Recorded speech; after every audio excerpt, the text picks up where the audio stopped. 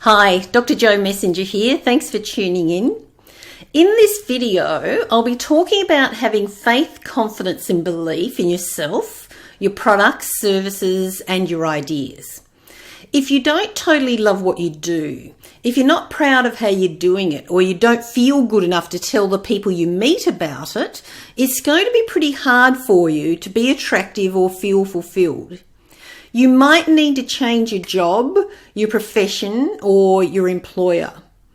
It is likely you'll either morph from what you're doing now into something more significant, or you need to master what you're currently doing until you feel pride, joy, and fulfillment in your work and feel no shame telling others what you do, how you do it, and why you do it.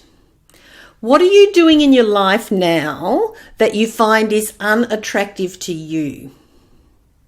It is essential to think, say, and do the things that build your own self-respect. Would you pay for a car to be repainted if it was covered in dents? Would you pay for any walls in a building to be repainted if the old peeling paint hadn't been removed first? It is essential for you to deal with what is underneath your surface, even if it's confronting, boring, challenging, or embarrassing. If you ignore the peeling paint on the walls of your own personality, you'll never feel proud of yourself or find lasting value in what you offer others. And it might seem like some people get away with bad behaviour or bad habits, but this is an illusion. Sometimes it might take a long while for the consequences or damage to show, but sooner or later, everyone has to account for their karma.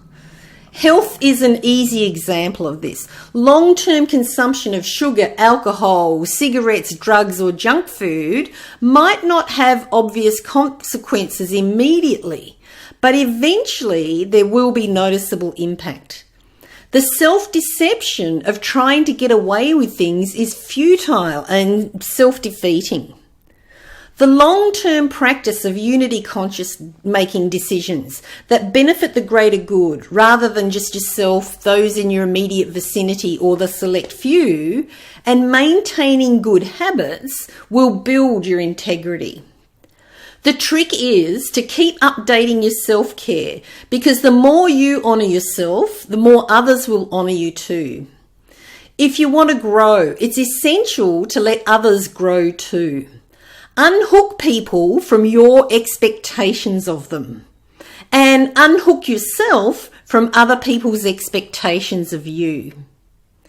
Personal and professional growth usually involves breaking the chains from the past, breaking the chains of history, society's rules, family traditions, and cultural norms.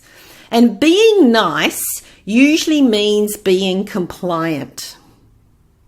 Doing the right thing according to someone else might be the wrong thing for you. Let me repeat that. Doing the right thing according to someone else might be the wrong thing for you. I'm not suggesting you be reckless, irresponsible, or blatantly illegal. However, I am suggesting you be courageous and follow your own instincts and values, even if that looks bad or irresponsible to somebody else. You don't want to live inside an outdated box, and it might be useful for the people around you to know that. We're often told not to compare ourselves to others. However, it can be healthy to notice how you're doing alongside how others are doing. Reference points can be useful. However, using those reference points as a way to build self-esteem will put you on shaky ground, because it's likely that some days you'll compare yourself to people who are steps above you, and other days you might compare yourself to people who are steps behind you, depending on your ego. And that's actually a pointless exercise. It will be far more useful to you in the long term to work out your own measure of who you are and how you're doing. If you want to feel fulfilled in your life, stop waiting and start trusting your intuition now, because you can only rely on your rational mind. If you only rely on your rational mind, your life will seem controlled, stale, and boring. Likewise, living in the future rather than the present, chasing after hopes, dreams, goals, relationships, money, fantasies, and opportunities, instead of enjoying and feeling grateful for what you currently have, is pretty much a guarantee of unfulfillment. I'm not saying don't have dreams or goals. I am saying notice and be grateful for everything you currently have and enjoy your life right now, regardless of what is happening around you.